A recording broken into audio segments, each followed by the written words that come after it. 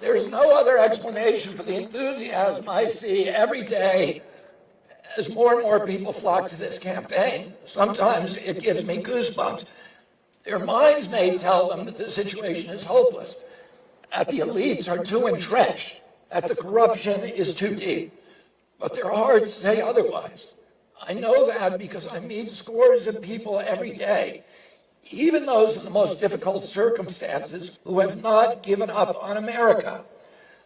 I've walked picket lines in Los Angeles with hotel workers who live in their cars because they can't afford rent.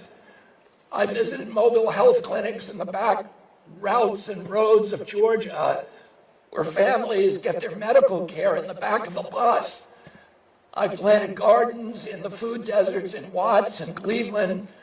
I've sat amongst migrant children at the border. I've met social workers and doctors in Yuma who treat these immigrants with kindness and heartbreaking generosity as if they were members of their own families. I've walked the fields with farmers in Kansas who can't drink from their own wells because they're poisoned by pesticides. These are members of the dispossessed now.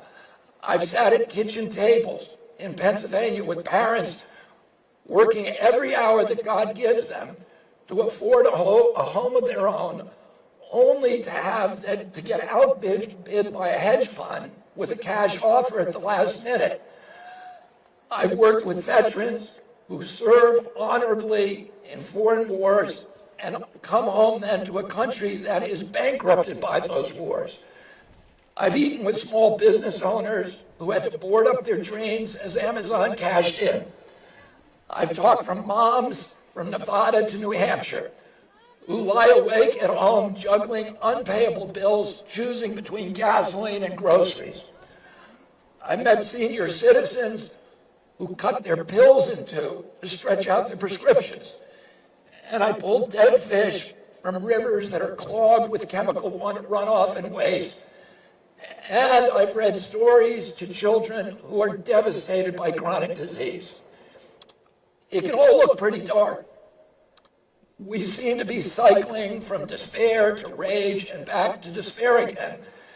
The country is sitting on top now of a powder keg. Americans are angry at being left out, left behind, swindled, cheated, and belittled by a smug elite that has rigged the system in its favor.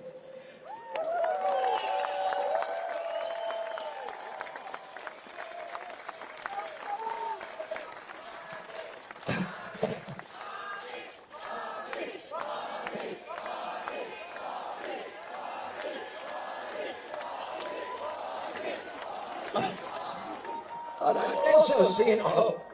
I've traveled millions of American miles across my career. And to quote Tennyson, I am part of all whom I have met. For 40 years, Americans across the country have fortified me with their courage and their idealism. But this year, I have witnessed an upwelling of optimism that I've never seen before. And optimism isn't the same thing as denial. We have to acknowledge the truth. We do face a decaying infrastructure and record levels of suicide, depression, addiction, chronic disease. We do face an entrenched political corruption and an inequality of wealth not seen in a century. But the good news is that people like yourselves are finally fed up. Something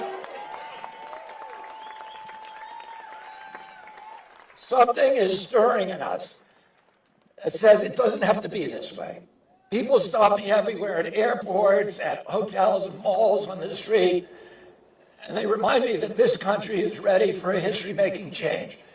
They are ready to reclaim their freedom, their independence.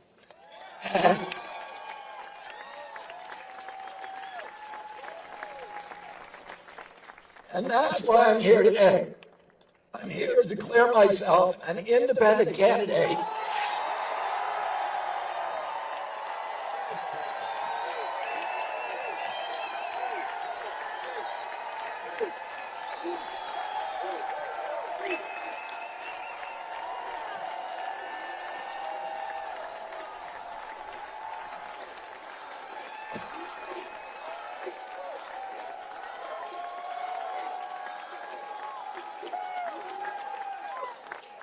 an independent candidate for President of the United States.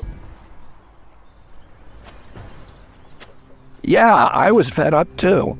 And that's why I'm running for President of the United States as an independent. I'm Robert F. Kennedy Jr., and I approve this message.